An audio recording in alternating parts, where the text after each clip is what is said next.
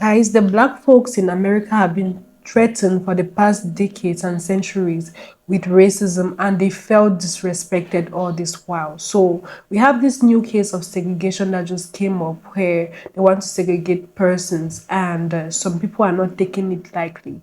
So if you love news like this and you've been looking for a channel where you can get up to date, you're the right place. So do well to hit on that subscribe button so that you won't miss out on my future content, and let's dive in.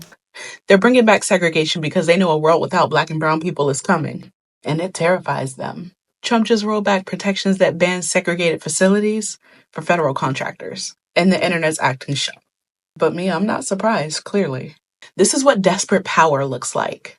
This isn't about restoring order or merit-based hires. This is a tantrum from an almost 80-year-old man. White supremacy is in its flop era, and it's grasping at any old trick it can find. Segregation? Really? I feel like that's how we know they're scared. Because let's be real, black folks, we are unbothered. You can't shake people that have been surviving state-sanctioned violence since the dawn of time. We've had underfunded schools, medical negligence, and cultural erasure since day one.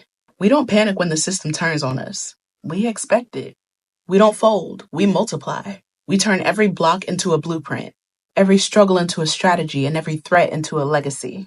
As I said in my pinned video, a world without black and brown people is coming, not because we're disappearing, because we're divesting from their politics, from their corporations, their watered down narratives, their respectability games. We want no parts. We've seen what happens when we show up and we make America run, but this time we're choosing to build our own instead. And that's what scares them, not the loss of power, but the loss of relevance. Because without our culture, our labor, our innovation, our souls, what is America really? Let them scramble. Let them cling to segregation like it's going to save them. We've already moved on. And when that world without us fully arrives, they're going to finally understand what unbothered really looks like.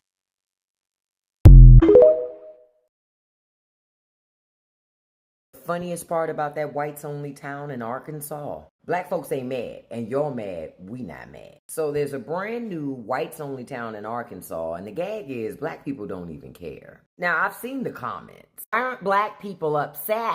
Why are you mad about this? We gonna clear this up right now. Nobody's upset, Popo. See, the one thing black people ain't gonna do is lose sleep over other people that want to create a safe space for themselves. Build your own little town, plant a flag, that's fine. Hang a welcome sign, whatever makes you feel good.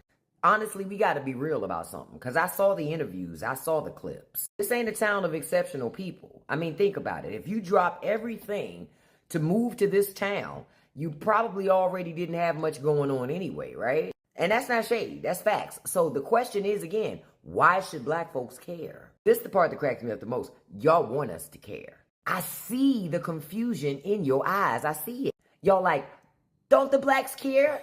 Don't they want to be where we are? Nah. We just want to make sure when we build our communities, we're not cheated out of the things that we're supposed to have. That's all we care about, boo. And it's wild because history has shown as soon as black people do build their own thriving spaces, what happens? Some of your people roll up and burn the whole thing down.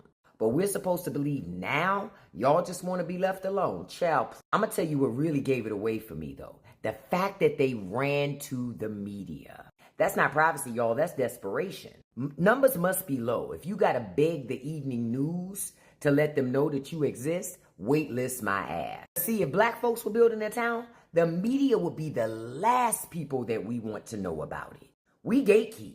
We ain't trying to broadcast. But y'all couldn't wait to hold a press conference. That's not security, that's thirst. So no, we're not upset, we're not jealous, we're not even plotting to crash your party. Because truth be told, we really don't care. And honestly, that's what really bothers y'all. I think what is blowing my mind is the fact that all the black people are so for segregation and saying, oh, this is going to be us coming up for 4 years. This is going to be us keeping our money and everything to ourselves. I'm okay with being in a bag. I'm okay with not going to y'all's white restaurants. Like, no, we had way less employment opportunities. Let this black person be qualified for a job. You're not getting it still. This white person's getting it with less experience and less everything. Black people then stuck together because they had to, not because they wanted to. Truth be told, if shit really hits the fan, we ain't even gonna have each other's back. Any type of doctors, any type of grocery store owners, where do you think they got their food from? They still had to get it from the white man. So in general, we still had to get from them. So I just don't see an understanding of why everybody is so happy about something like that when our ancestors done fought tooth and nail for us to get out of this. And now that we're out, we're wanting it back. Pick up a book, read how it actually affected black people. This is not the time to go backwards. This is the time to push forward. Truth be told, every time I get on this app, it just goes to show that we as black people do not at all know anything about our history. We don't know anything about the effects of history. Truth be told, a lot of black people have a lot of self-hate and a slavery mentality. This is exactly the reason why I encourage. Go get your nursing, go get this, go get that, whatever you want to do, just go get it. Okay, I'm done complaining.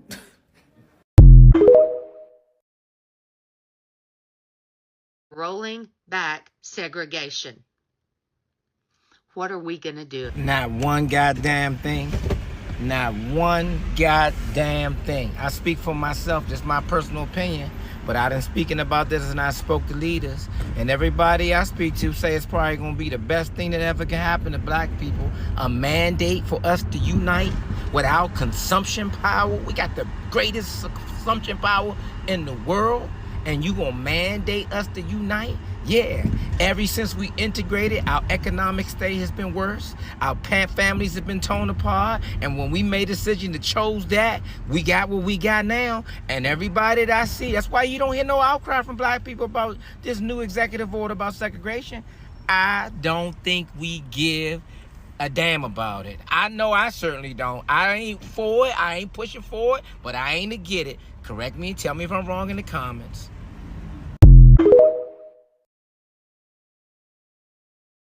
Why not just give black people Maryland, Georgia, and Texas? Never thought I would say this, but given the current state of events and what they're trying to do, it seems like the Caucasians want to live a particular way, and they want to live in a way that's going to be advantageous for them. Okay? Cool, whatever. But what you don't have to do is disenfranchise us, though. You know what I'm saying? So just give black people, then this is not counting the Asians and all the Indians and all the other percentages of colored individuals that are here in the United States of America. I'm just talking about black people, that 13 to 14% of people. Give us Georgia, Maryland, and Texas. We will easily fit in those states. Okay, maybe one more. I don't know, but definitely Texas, Maryland, Georgia. The Caucasians only make up about 57% of the population. That's 25 states. Y'all can have 25 to 26, 27 states. Okay, really, if you really think about it. And then y'all can divvy up the rest between the minorities that's here. And we can create our own environment. We can create our own government. We can do our own thing. You know what I'm saying? And you don't have to be worried about seeing black people all the time, or their culture rubbing off on you, or whatever the reason is that y'all are disenfranchising black people right now. Just give us land. You didn't give 40 acres and a mule. You didn't do that. And you did take this land from the Indians, the Native Americans, the First Nationers. I want to keep throwing that out there. This land was taken. So, since we were here, allegedly, through unscrupulous means, meaning y'all went over to Africa or other countries and snatched up some people and brought them over here, just give us our own space then. Just give us our own space. I know some Caucasians will be like, that's not us. That's not what we want. We don't want to be segregated. We don't want to be isolated and just live around Caucasian people. That's cool. Then y'all go to different states, right? So all the people, all the white people, all the Caucasians that want to just live and see a bunch of Caucasians, they don't want to see nothing else, no diversity, give them a few states, okay? And then the rest of the states with the other Caucasians in it, if they want to let people come in and be diversified, cool. But there will be specific states dedicated to Caucasians, dedicated to whites, dedicated to the other minorities, okay? That's the way I see this panning out in a more effective way, without having to keep reliving this nightmare that Caucasians are having about minorities taking over their place, their space, their environment, whatever. I don't see the problem with that. But something tells me y'all don't want to do that either. You heard it here on Richard Victoria Scott Stop Line. I'm checking in. Y'all been talking about it. Y'all been talking about it. So let's go there. Let's go there. We keep having this, we need our own, right? Talking, creeping into our culture, and it's misguided. It's misguided and potentially lethal if we don't interrogate it, right? So here's the thing. Fetishizing segregation is not the same as advocating for autonomy. It is not the same. It is not the same. I need y'all to understand, under a leader like Trump, it's going to make it look like black empowerment. It's going to make it look like we was getting freedom. But it can be weaponized into sanctioned isolation and erasure. Okay? Sanctioned isolation. Do you hear what I'm saying? So the rise in discourse, right? Especially online, especially on the internet. I seen this video piss me off so bad. Piss me off so bad. Piss me off so...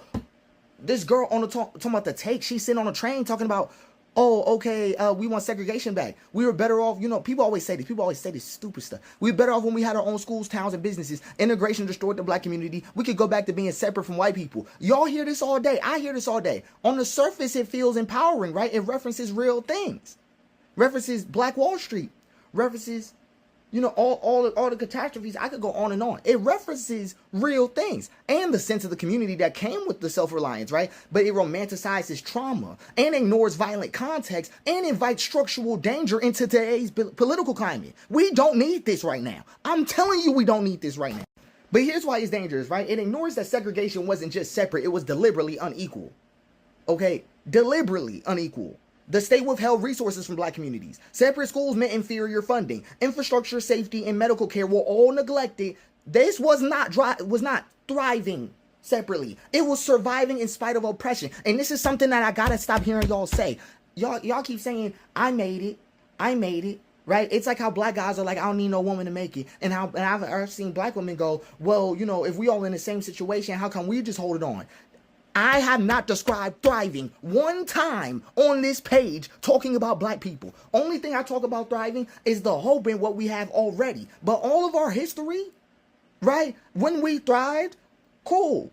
But if we consume the greater context, right, that is segregation, if you want to lock in with me, then don't play games. Don't play games like our history was just some kind of fun amusement park we got to dance through.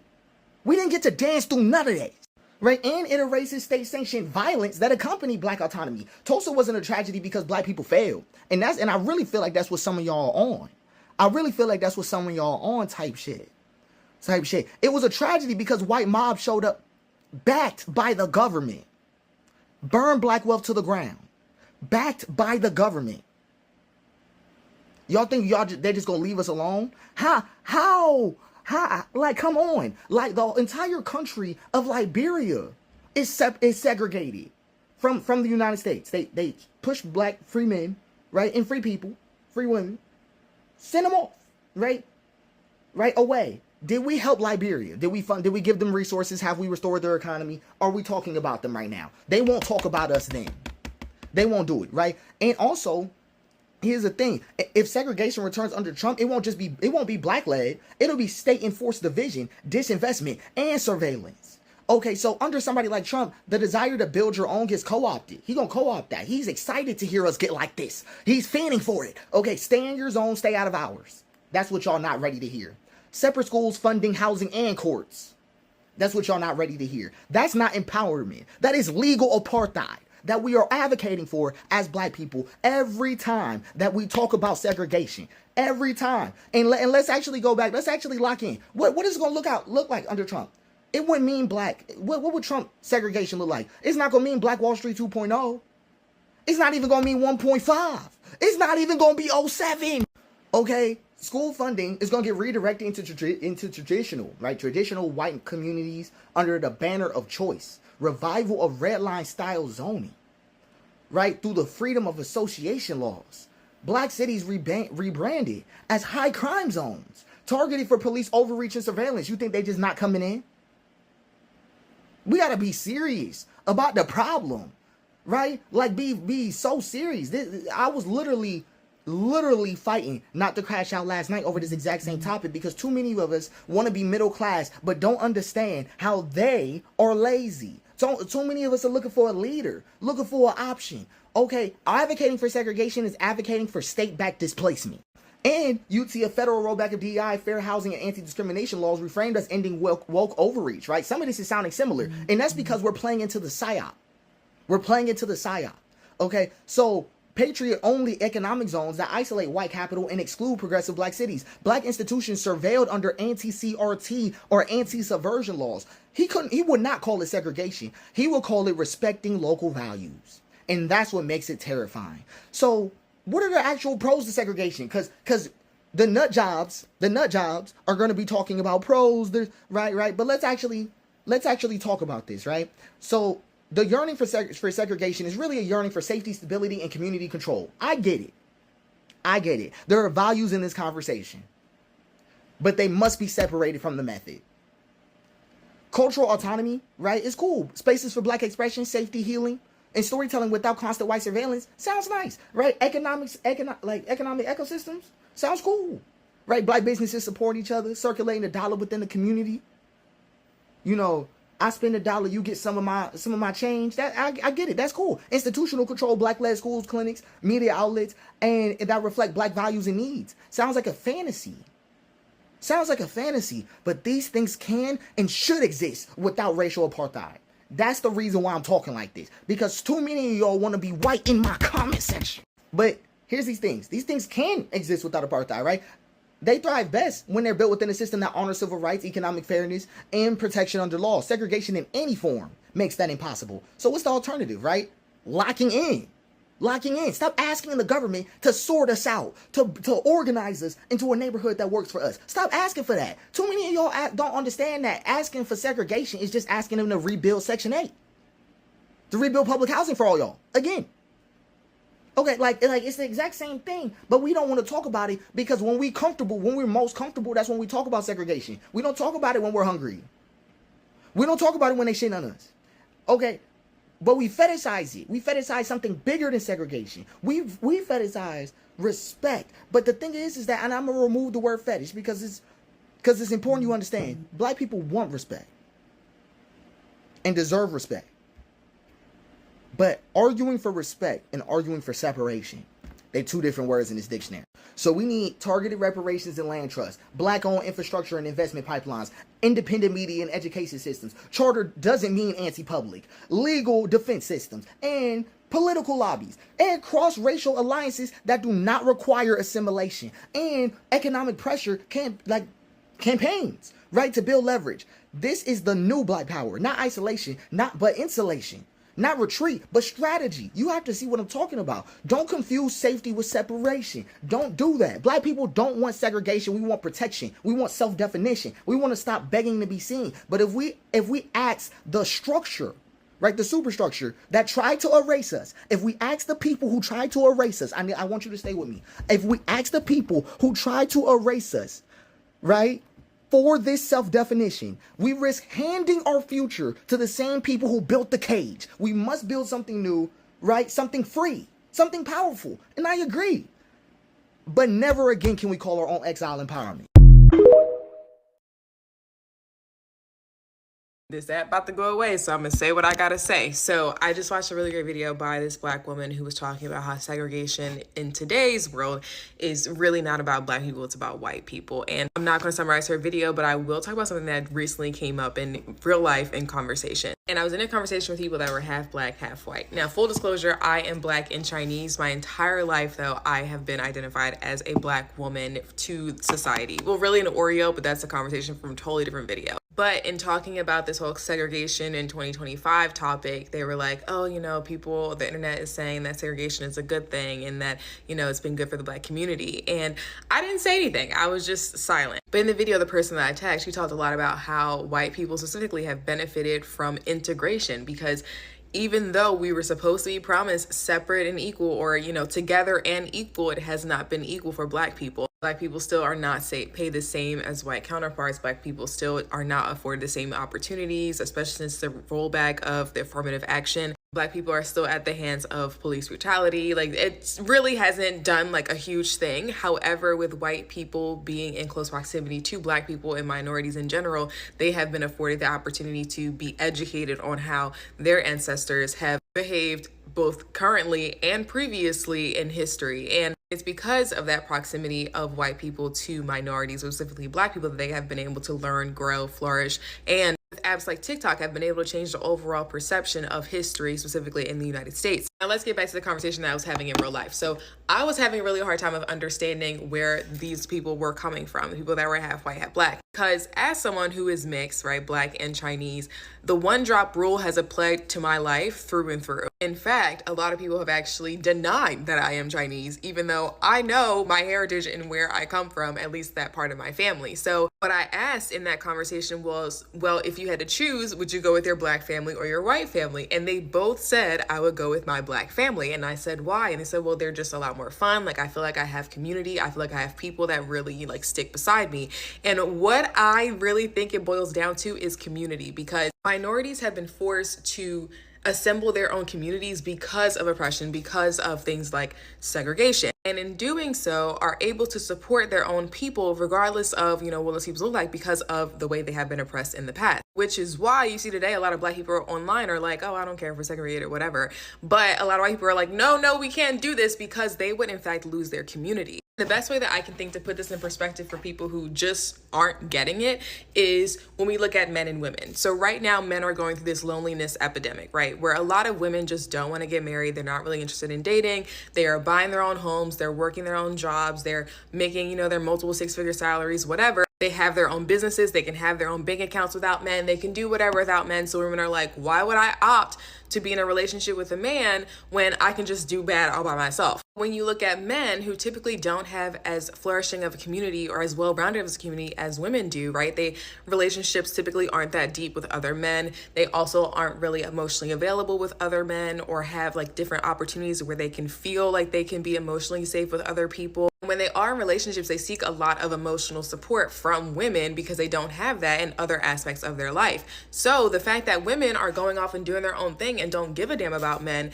it's really hurting the men, and the men are like, no, we don't want this. But if men would actually, be more emotionally available with their friends, go to therapy, talk about their feelings, have, celebrations and birthday parties and just deeper friendships and connections and relationships like women do, then they wouldn't really be bothered if women were doing all the things that we're already doing on our own. It's patriarchal beliefs that are holding men back from living their best lives, because now that women are separate and mostly kind of ish equal, depending on who you're talking to, we can go off and do our own thing and live our best lives. Similarly, Black people have their own community, have their own restaurants, banks, shops, businesses, influencers, all of it, right? So white people who don't really have the same community, who don't have the same deep connections, don't have the same village of people to really be behind them in their own culture and their own lives, are going to be missing out because they don't have the support from minorities, aka Black people in this case. In that scenario, it's white supremacy, which hint is very closely related, if not cousins, to patriarchy,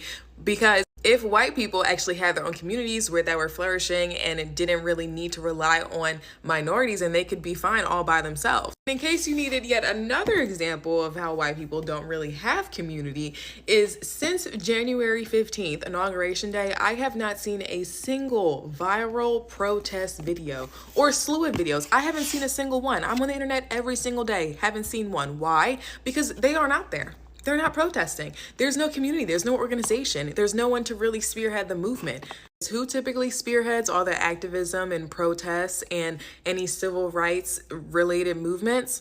Black people. While I still have you here, I would like to also point out that because white people don't have these big, flourishing, supportive communities like other minorities do, they really grasp hold of their communities in real life, so like their families and, their people that they hang out with at the country clubs, et cetera, et cetera. So when things like a presidential election happens and people find out that their other half of their family actually voted for someone that they don't support, it is actually less likely that they're going to leave that family, because it's literally the only semblance of community they have that does not involve minorities. So I'm going to conclude this TED Talk by saying that whether or not you believe segregation was positive or negative for the Black community, I better not see a single Black person at a protest or marching on April 5th. Thank you. No blacks, no Jews, no gays. Return to the land. And it is a town open to white people only. They are millennials and Gen Z. And this is a new update of age-old prejudice. Control over who our neighbors are, and that is just for the sake of preserving, our culture. And that culture, effectively, we're saying this is a white culture, a whites-only place. White American culture. But what this sounds like is bringing back segregation. Is that a fair assessment? It's free association. So we're not trying to keep other people down. But they are being kept out. You don't let everyone into your home. You want to live by yourself and you want to protect your own community, that's cool. Nothing wrong with that. It's when you want to do that when it's on other people's land, when other ethnicities want to do that, eat Black Wall Street, or still go into their place and police it, higher incarceration rate, put things into their community, such as drugs, blah, blah, blah. I don't want to be a part of that community, but I still want to know what they're doing, preserve your race. Well, maybe the blacks want to preserve their race. And if you're really about, hey, we want to do our own thing, well, give them all their land back. That goes for indigenous, that goes for African nations, that goes for all these nations. Give them their land back, give them all the interest back, and give them all the resources you've taken and you benefited to make your country. If you're really about, hey, we just want to be about ourselves and do our own thing, prove it. Because at the moment, you're just talk. The fantasization of segregation that y'all new blacks are doing right now on social media is very scary to fucking see. And there's no fucking way that y'all sat down and y'all had access and actually talked to the elders in y'all families that grew up or lived during those time periods to sit here and get on Beyonce's internet and say that, oh, and clap and be excited for segregation to come back or the idea of it to come back. Like, a lot of y'all need to go read a fucking book. Go read a fucking book. I've already made a video debunking all this black wealth myth during fucking segregation that y'all sit here and get on and talk as if there were just these black Wall Streets and black wealth all across America. Majority of black people during segregation, especially if they lived in the South, were in fucking poverty. These black doctors and black schools and all this black shit that y'all keep trying to fantasize. Like, number one, it wasn't as if they had the best of equipment or the best of education. Like, and most of the supply, like, we didn't own any of the manufacturing or anything of that nature. So we still had to go get shit from white people. Like, black people stuck together back then because we had to. And like, we are still segregated. We're still segregated. Because even back then, during segregation, when black people got money, got the wealth, and had the resources, they didn't stay in the South to be fucking segregated. Fast forward to today, motherfuckers who get the resources don't stay in the fucking hood. Like, y'all act like we ain't still relatively, for the most part, still segregated. Y'all think because they slap a black-owned sign on something that, like, bro, look at our clubs. Look at most of our schools. Look at most of where we fucking live. We're still segregated. There's just laws in place now so that we don't get slung up on trees and we have equal access to shit. Or equal opportunity. But then y'all argue against that shit. We don't need DI. Like, bro. But maybe y'all need that shit to finally help y'all realize what, because mind you, these are the same motherfuckers who can't stop buying Lululemon. The same motherfuckers who can't go and stop buying resold Jordans on StockX. Can't stop buying shit from places that don't want you. So maybe y'all do need a motherfucker to force y'all to be around niggas.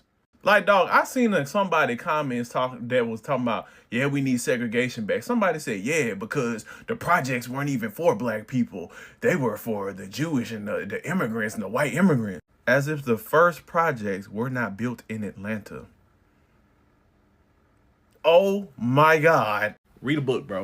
Go read a book. But like I said, I already broke this down in another video. I'm a pin it. I'm a pin it. So y'all go watch it. You can't be black unless your mom is black. I disagree. Can a black woman and a white woman raise a child to come out the exact same way? Probably not. With that being said, my mom being white does not take an ounce away from my blackness. I don't understand why a lot of black people feel that way. I don't know why a lot of black people feel like unless you grow up in a black household that you cannot be black. Unless you see the teachings from your black mom, you can't be black. I don't understand. I will agree with you guys when I say I definitely do not have as much knowledge on black culture and black history that I should have had as a child. I'd probably know more as a child if my mom were black. You guys act like you can't grow and learn things on your own. The way my mom raised me was 100% not how to be a black woman. I don't even know if my mom raised me to be a white woman, honestly. I think she just raised me to be a woman, and that was that. I understand there are likely rituals that are held in black households that I may be unaware of, but that doesn't take away my blackness. There's nothing nobody can say to me to make me look at myself like a white person or to make me feel mixed or multiracial. Whenever I have children, I will raise them to the best of my capabilities to be exactly who they are. It's like my opinion from, I guess, the outside looking in as somebody that wasn't raised by a black woman, that it appears as though what I'm missing is the pain. I personally feel I don't have to feel pain to be black. I understand my ancestors suffered and went through the pain of being slaves.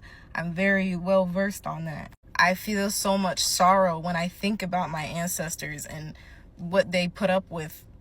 I don't feel confliction within my heart for having a white mom.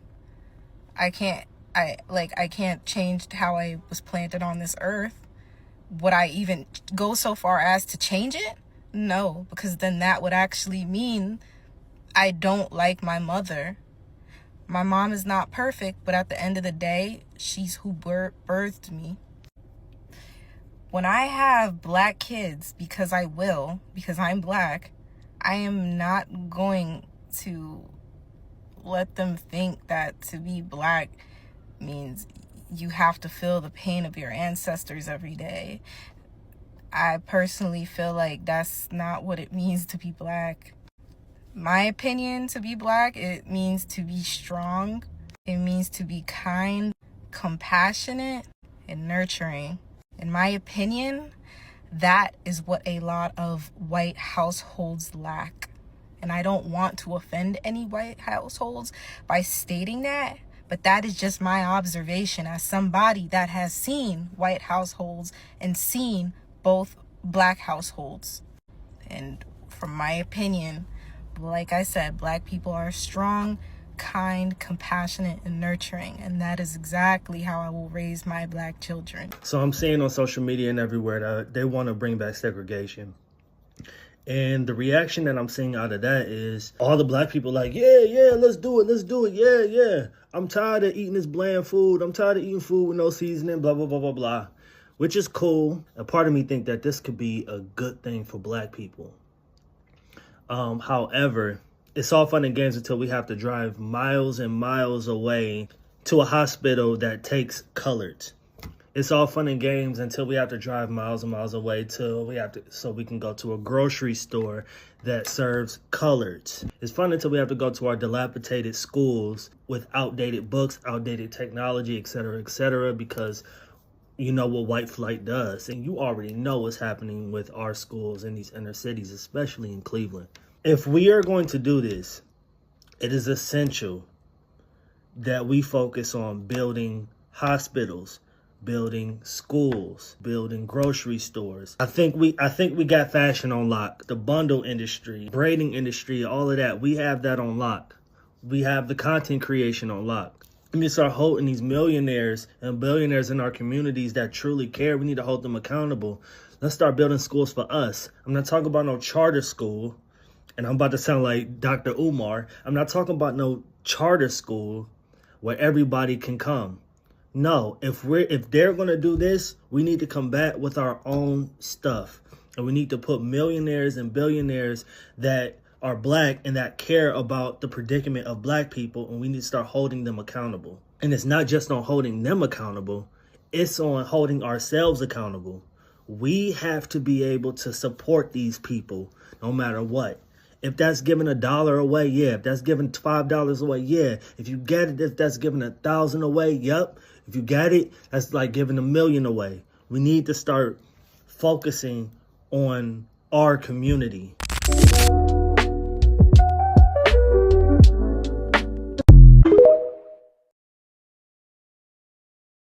Rolling back segregation.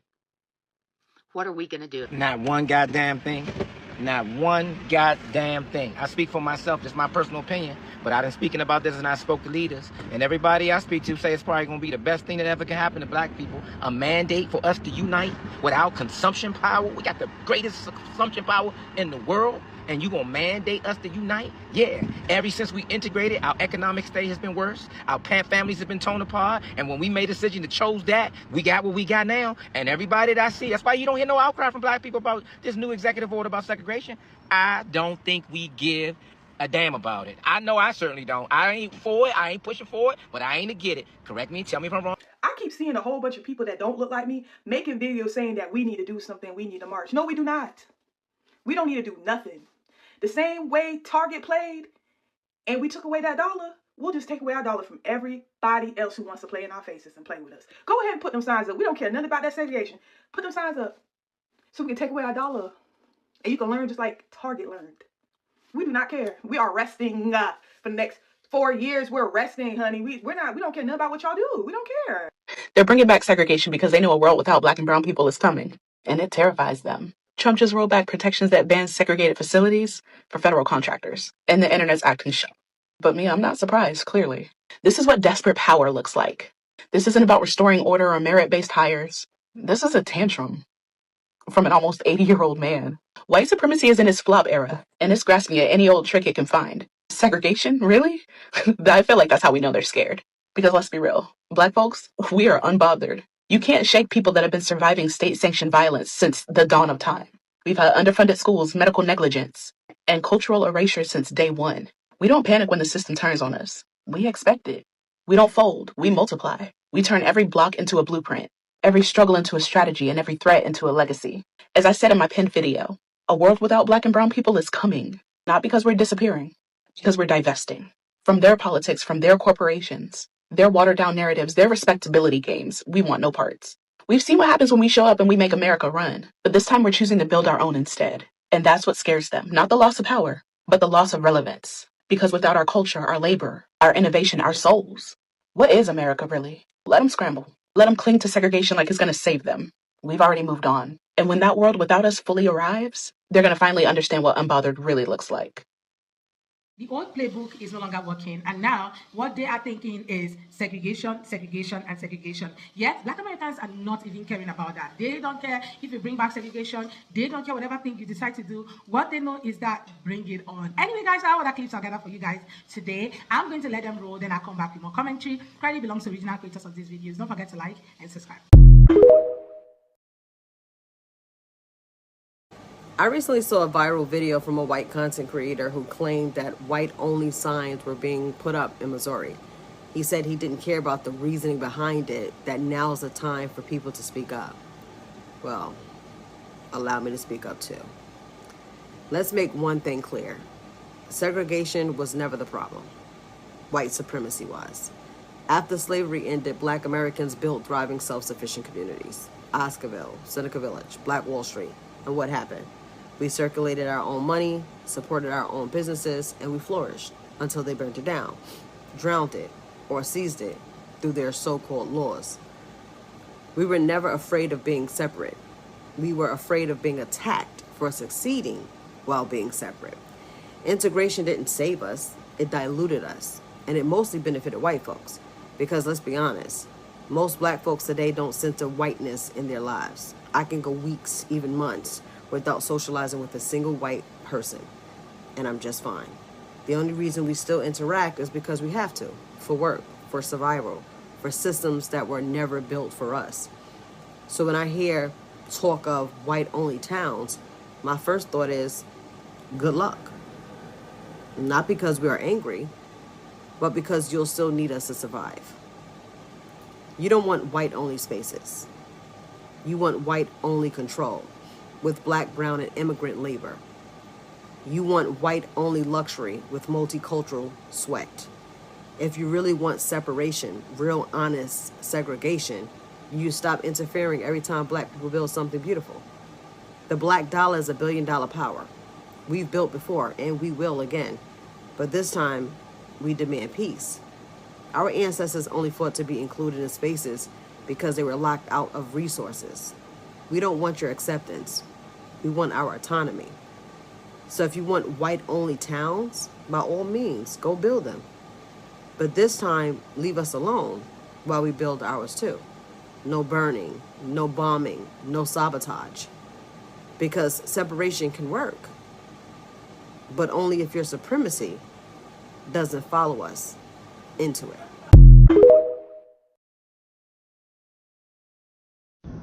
So I had some white colleagues ask me what I thought about Trump actually segregating whites and blacks. And I actually told them straight up, like, honestly, I would love that. Now, they looked at me like I was crazy and they almost spit up their almond milk. And I think they thought that maybe I was saying that out of hatred, but it really isn't about hatred. Here's the thing. I'm not talking about their version of segregation. See, I'm talking about our version of righteous separation, spiritual sovereignty, and black sufficiency. See, the truth of it is that integration was never about freedom. It was finesse. It was a system's way of saying, let's stop them from succeeding independently so we can profit from their brilliance directly. It was about control. And so I want us to be very clear about this. You know, we were never separate but equal. So that's a lie. We were separate and excelling. We had our own schools. We had our own banks. We had our own businesses. And baby, we were thriving. Black Wall Street, they burned it. Rosewood, they bombed it. Wilmington, they overthrew it. Why? Because we were doing too well without them and they couldn't handle that. And so that's the truth. They didn't really want segregation gone. They wanted control. This is why we know that integration was just repackage of chains. When we were separate, we actually were building and excelling. And when they saw that we could excel without them, then it was like, oh no, we got to take control and make sure that their labor is profiting us.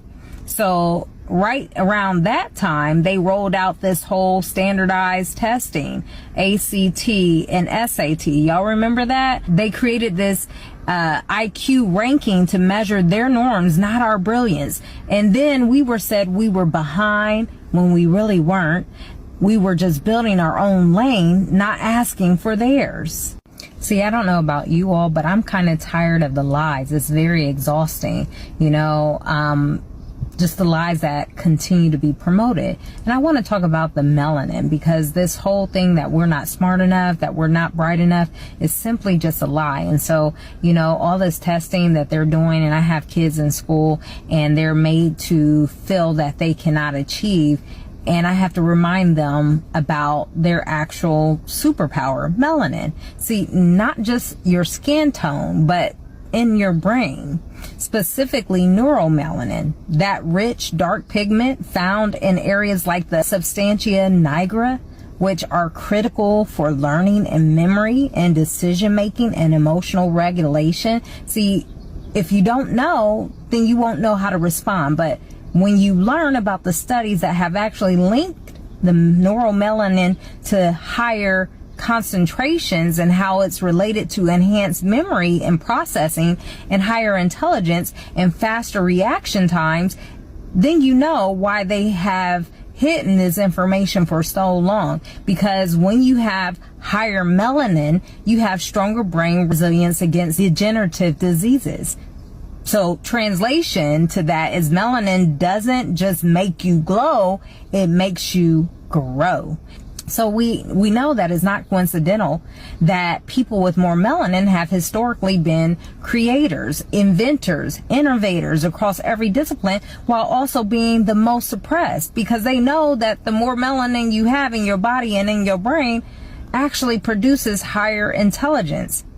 So the Bible also says this too in 2 Corinthians chapter 4 verses 7. It says he placed treasures in earthen vessels. What treasures? It was in us all along, right? So we have more melanin, and we know that people with less melanin, because it's a recessive gene and it's a mutation, lack the same level of intelligence, of many different benefits that come along with that.